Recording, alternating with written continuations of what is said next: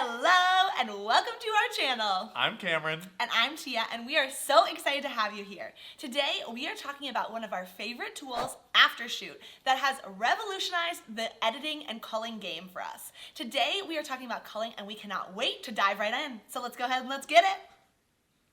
As photographers, we know that we take thousands of photos in a day's work, and selecting those photos, going through, culling them one by one, and then manually editing them can be one of the most monotonous and time-consuming parts of our workflow. And we know that can take days, if not weeks, to complete sometimes.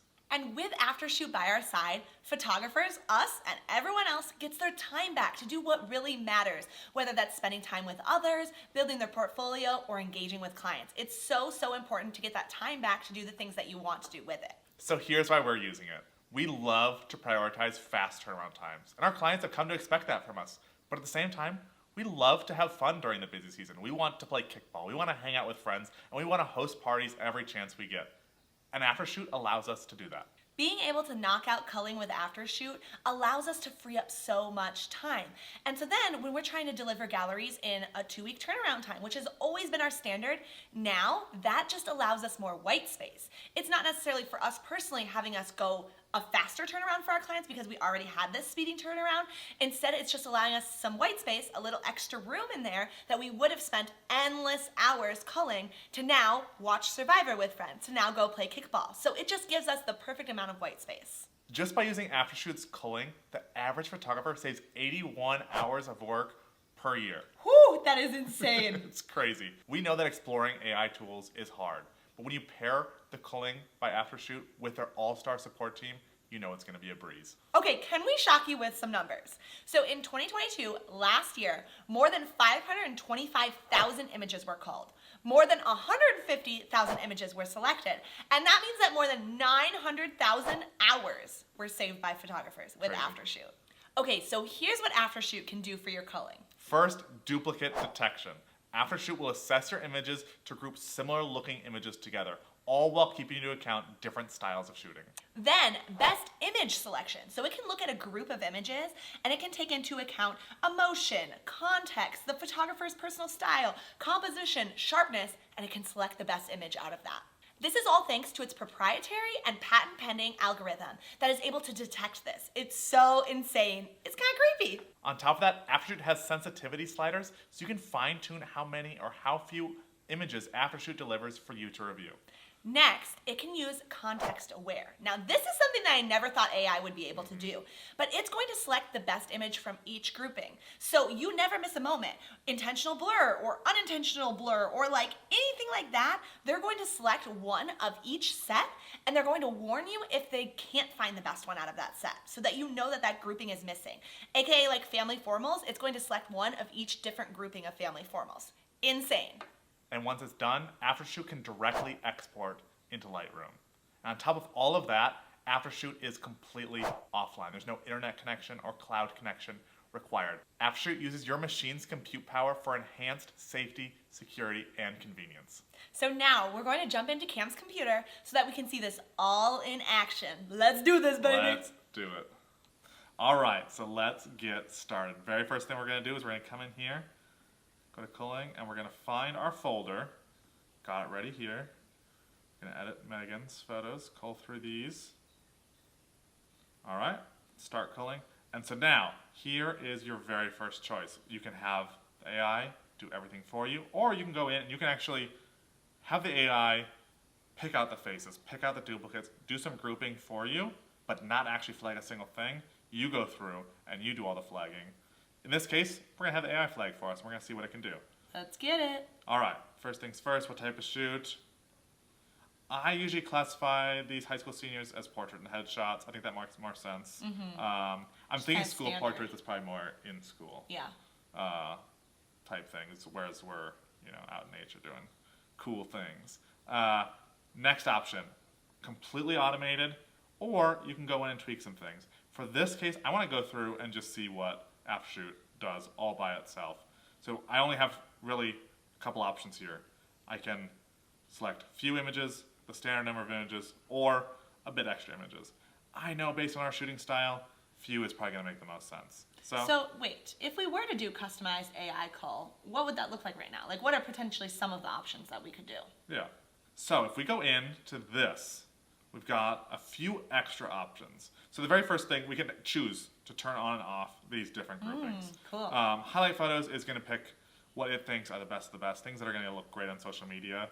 So kind of like previews, maybe. Previews, yes. Sneak peeks. They are in a separate category from your selected, but when you go to export, they are included. So when we see our first selected number, we need to add highlighted photos to that. It's because it's not a subset of it. It's a separate category. Okay. But just something to keep in mind for later. Duplicate photos. So this one, we choose how big our scenes are. So you can actually see, I've gone through this already. These are actually using the settings that we use. We know that in the past, with our shooting style, the way we shoot and pose and all this stuff, we are shooting like crazy. There are so many images that we are shooting. I mean, you can kind of see from Megan's already. It's you can see in the background, 1,413 images just from this hour-long senior session. So quite a few, and we typically on top of that we guarantee 80 images. We always want to over-deliver, so we're in that 90 to 100 range. It is quite a bit that we're narrowing from this. So we know that any sort of AI tool, like we need to get extra narrowing just based on how we shoot. For some others, I know some people will literally take one photo and that's good enough, or just maybe two to make sure they're not blinking, and then go from there. Maybe some of these settings you don't need to be as aggressive. For us, this is what I like to do. So this duplicate photos section is determining how many photos fall under a single grouping.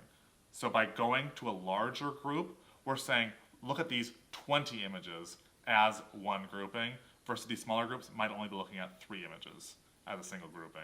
Smaller changes will count as different groups, whereas larger groups, maybe slightly turning the head, or slightly different crop, or little, I guess, more medium-sized changes to the images will all count towards one grouping, and it will only generally select the best or a couple of the best from that grouping.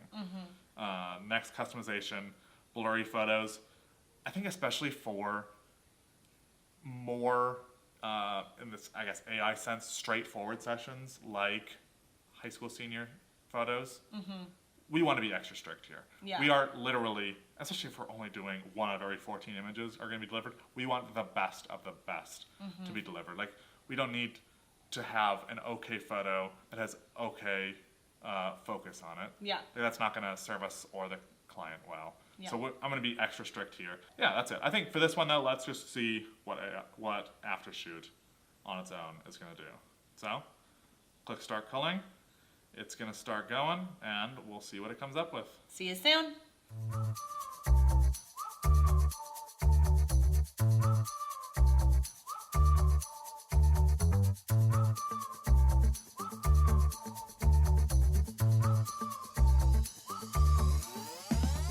All right, it's done.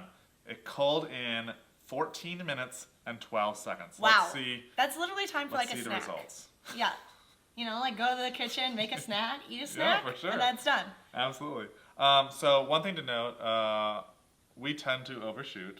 Obviously this was an hour-long shoot, and we did 1,400 photos. And that's with one of us shooting too. Yes, just one of us.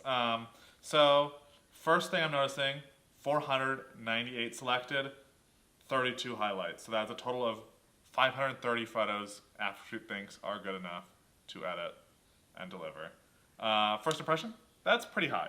I mean, obviously helpful, got rid of almost 2/3 of the images shot, but we obviously don't want to deliver 530 images. Something else interesting about this is the closed eyes, so there's 10. Something that I didn't mention earlier when we were talking about context aware is that if there's intentional closed eyes, it can recognize that, which I think is really cool. That's really important for couples, I feel like more so for us, of like foreheads resting, closed eyes, that'd be really nice. So here's an example. Oh, cool. Okay, yeah. So show images with warnings. Duplicate set, only blurred or closed eyes images. Okay, so they still picked one. But then also, like, if we were doing a pose, you know, where the girl was like, oh, closed eyes bliss, that would be nice that it would be able to, like, find that. That's one of those things where I was like, I could never imagine AI doing that. Yep, right here. Closed eyes bliss. So, I mean, her eyes are still open. Yeah. But from this set, it was saying it didn't look like there was a great photo, but that's probably because it was a whole set of her, laughing. Yeah, Or cool. something like that. Okay, yeah, just a fun fact that I wanted to make note of. Yeah, definitely. So another thing to note too, I think part of this is our shooting style, how we shoot, how we overshoot often. Aftershoot sometimes has a little bit of difficulty narrowing those down to the level that we would actually edit and deliver. I think as we scroll in here and look at these first couple, you can see I am just barely moving forward, cropping a little bit more, a little bit more, a little bit more. And Aftershoot has selected one from each of those groups by default. I was doing that for every scene moving forward. I think part of that, it's easy to see this and select down from that for us. Obviously, huge time savings already to have only 530 images to go through versus 1,413 images to go through. So that's a big time savings. There's also random ones like this one here, eyes half open. It's saying this was the only one of the scene that it saw that it liked. That's an easy remove. This weird crop that I'm probably twisting to go to the next orientation, easy remove. So things like that can quickly get rid of. But one thing that I like to do to make this even smaller, I guess, is I'll change the culling settings just a bit. I won't use the default ones. And one thing that's nice too is once you've already culled your images, going in and making these tweaks, you can let it use the AI cache that it already did for this album. So it doesn't require another 14 minutes to go through and edit again. It's only going to take seconds because it already has the basic info. You're just changing kind of the settings you want it to use for those and for those selections. So one thing I like to do, especially for these more basic and straightforward sessions like senior sessions, is change this to large groups. So that means it's going to look at larger groupings of photos as duplicates. So some of these barely cropping images, it's going to view as one entity and pick the best from there. Or the horizontal images, like even that one that had the closed eyes, it kind of looked like the one right next to it, I would classify as a similar grouping. Yeah, and so I was a little bit surprised then it would say there was no other better ones in that group, so we're going to select this one, just in case that's what you want. So I changed this to large groups. Blurry photos, let's go in here too, and move that all the way to strict, just to be extra safe. Because especially like this, of the 1,400 images, we're only delivering around 100. We guarantee 80, we're always going to over-deliver, so that 90 to 100 range. We're eliminating so many images from this, I only want to deliver the very, very best. I'll then go through the ones that says they're blurred, just to double check. Maybe there's an artistic one in there. Maybe there's a goofy one where she's running and jumping or something like that, and obviously we want to include that. We don't want to just completely skip over that if they're doing something weird or fun. And Aftershoot, obviously, at strict settings, might classify that as blurry. But so I'll put that in strict, and then we'll just double check it at the very end. So I think as we look at this right now, I would say pretty good for this session. Obviously, this was a really good session. She had a lot of different and fun faces, and there's a lot going on here that was really great, and it's hard to narrow down from. So I do give the AI some credit in that respect. Obviously, 500, too many to actually deliver. But what I will say is this is such an awesome place to now get started and improve on from here. So it's a huge time savings already. Plus, we already have all the bad ones narrowed out. So we're not clicking through just bad images to get to the great ones. We're going through good and great images to find the great ones. And I think that alone is a huge time savings. Plus, I can do this while I'm making breakfast or right before I go to bed. So I can have this going in the background. So that extra time savings is stuff I can double up on in some other way. So our goal is that we're going to deliver about 100-ish images. So we say that they're going to get 80, and then we typically try to over-deliver a little bit, so we're looking for that 90, 100. So that's where like the 1 out of 14 that is getting selected now is 1 out of 5, so that we're able to just go through in 1 out of 5 at a really quick glance. We can just go bang, boom, down the line. Okay, so if you are ready to get your life back, get out of that culling hole, and start getting into action, let's get you signed up for Aftershoot. You can head to CameronandTia.com/Aftershoot, and you'll be able to see everything that we love about it, some things we talked about here, some other things, and you can sign up now. With our code, CameronandTia, or going to that link, you can get 15% off Aftershoot. Let's get culling!